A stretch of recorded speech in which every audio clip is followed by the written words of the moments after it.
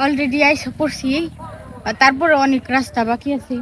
দেখুন ওই জায়গায় নৌকা দাঁড়িয়ে রয়েছে, এখন এই পারে আসবো, তারপরে আমরা যাবো।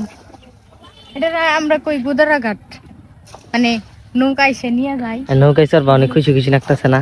ও হ্যাঁ, তারপরে পুরো গাং এখনো ভরে নাই, অনেক ভালো লাগতেছে। অনেক দিন পরে, প্রায় 6-7 মাস পরে আসলাম মানে নৌকায় চড়বার লিগে।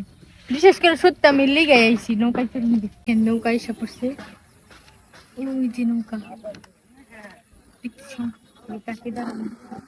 বেশি খুশি খুশি লাগতেছে, আগে ভাগিছি পাগল হয়ে গেছে যাবেন নাকি?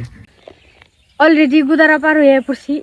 ও সরি, বুঝবো না এরা মানে নৌকায় এই যে এই পার থেকে ওই পার যে নেওয়া আসা হয়, তো ওই নৌকায় সেটা এখন আমরা তোমার কি রকম লাগলো সেটা কও। আমার তো আও সীমিততাছে না, আমার মনে কইতাছে আমি মানে আরো 4-5 বার করে খালি ঘুরি, যাই আর আহি যাই আর আহি। কিন্তু সন্ধ্যা হয়ে গেছে গা, আর এন্ড অনেক জঙ্গল ভয় করে সন্ধ্যাবেলা গেলে। কালকে আহমু, আবার কালকে আহমু, সকালে আহুম, খালি সারাদিন খালি এই পারা হুম আর ওই পারে যাবো, এই পারা হুম আর ওই পারে। 10 টাকা করে দিয়া এইবার দেবেন ওই পারে গেন, দেখছেন?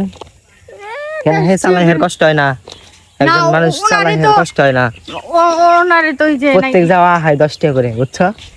আরে না, উনি নাকি যে ই দেয় ওনার বাসায়, ধান টান নাকি কি 1 বছরের মানে সবাই মিলে দেয়। যে গোদারা মানে যে নৌকাটা চালে বারবার করে এই পাশে নেয় আবার ওই পাশে আনি, মানুষ যাওয়া আসা করে ওনারে।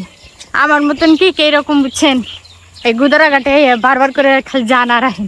আগে যখন আমরা স্কুলে পড়তাম না, ওই পড়ালেখার সুতা দিয়ে বেটারে কইতাম আমরা এলো পড়বার যাবো, বই নিয়ে এমনি গেতাম, আবার কইতাম কি ম্যাডাম যে লেখা দিছি ওটা তো থুই আইছি, আবার গেছি মানে বেটাই যদি আবার বকে নিয়ে গেছি সুতাটা দিছি।